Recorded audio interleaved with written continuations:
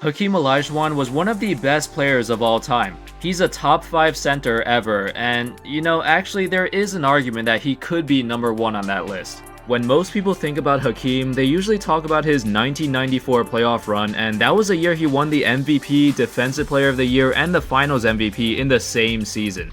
No other player in NBA history has done that before. And then of course there was also his 1995 playoff run where he led the 6th-seeded Rockets to the NBA championship, going through arguably the toughest bracket in NBA history.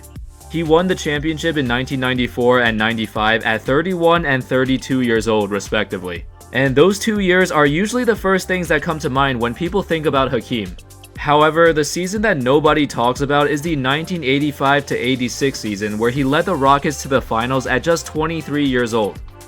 And also, did you know that Olajuwon started to play basketball really late? When he was already 15 years old. He only started to play in the first place because a fellow student at school was looking for another person to help out the school's basketball team in a tournament. That's kinda crazy when you think about it. He only started to play basketball at 15 years old and he still became one of the best players ever. This fun fact was brought to you by the Hardwood Amino app. If you're an NBA fan and you love all kinds of NBA content from trivia and quizzes to detailed articles, then I'd recommend checking out this app. I put the links in the description below. What's good fellas, my name is Andy and in this video we're gonna take a look at Hakeem Olajuwon's 1986 season. The first and only time he ever lost an NBA Finals. This was actually before he changed his name to Hakeem. He used to be called Hakeem Olajuwon back then before he converted to Islam. Anyway, in this season, he put up averages of 23.5 points, 11.5 rebounds, 2 assists, 2 steals, and 3.4 blocks a game, on 53% from the field. He put up some insane numbers for a second-year player, especially for a center. He was a great scorer and rebounder, but what set him apart from every other center in the league was his defense and versatility. Averaging 2 steals a game for a center was insane during that era, and even for the NBA today too, that's pretty crazy. Olajuwon was the only center who was in the top 20 in the league in steals for that season. But at this stage of his career, he wasn't yet seen as a complete offensive player. Yeah, he still averaged over 20 a game, but he did not have the same repertoire of moves that he displayed later on in the 1990s. And he wasn't a very willing passer at this point either. Also, Hakeem was kind of a hothead in his early days in the NBA. He'd get angry at his teammates all the time for not passing him the ball or not performing up to expectations. And he wasn't exactly a great leader either until his later years. It's alright though, that's reasonable for a guy as competitive as he was.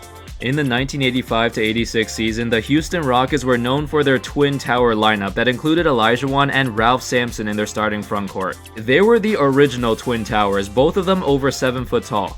They rolled into the playoffs as the 2nd seed in the West, and Olajuwon was dominating, as the Rockets beat the Kings and Nuggets in the first 2 rounds.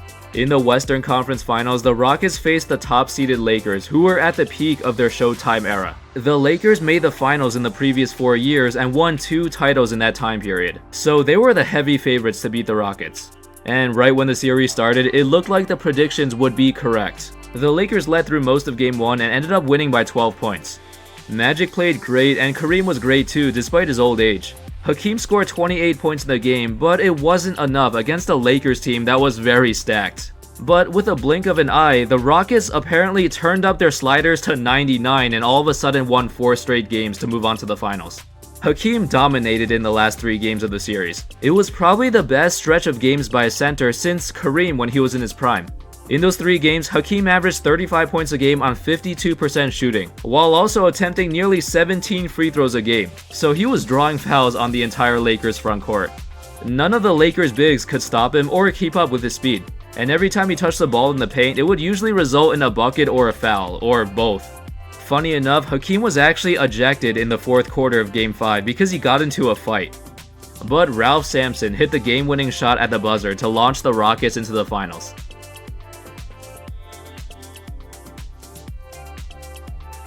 Alright, so in the finals, the Rockets once again were the heavy underdogs. The Celtics, who, just like the Lakers, were the other team that dominated the 80s, as I'm sure everyone knows already. The 1986 version of the Celtics were also arguably the greatest Celtics team during the Larry Bird era. So before the series even started, it wasn't looking very good for Hakeem and the Rockets.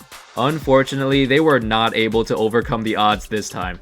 Both Hakeem and Sampson had trouble scoring against the Celtics' length in the paint. Kevin McHale and Robert Parrish played great defense on both of them. Hakeem was held to less than 25 points a game on only 48% shooting. Overall, he was still putting up some good stats, but he still struggled a lot to get those points. And that was pretty clear when you watched the highlights.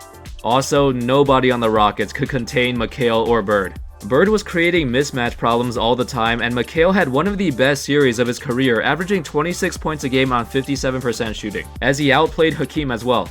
The Celtics as a whole were just way more experienced compared to this young Rockets team.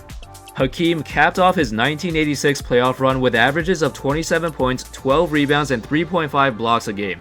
It's also worth noting that the Rockets were playing without their starting point guard and leader John Lucas, who got injured near the end of the regular season and missed the entire playoffs.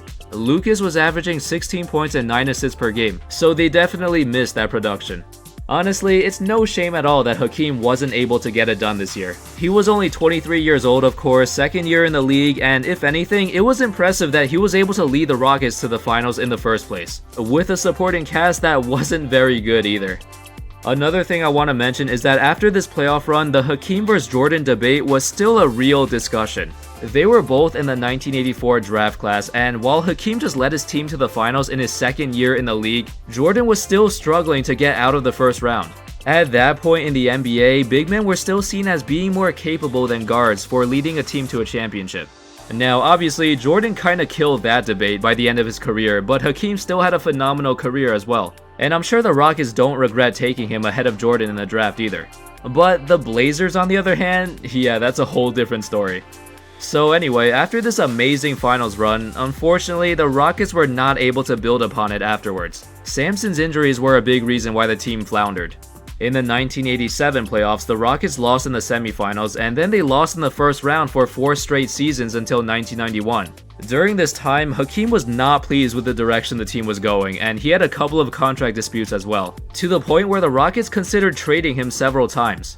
Frankly, for a guy as competitive as Hakeem, he was just mad that the front office wasn't surrounding him with a lot of talent, which happens to a lot of superstars anyway. Nobody wants to waste their primes on a bad team. Eventually, Hakeem and the Rockets were able to come to terms though, and a couple years later and we see a couple of banners hanging up from the rafters.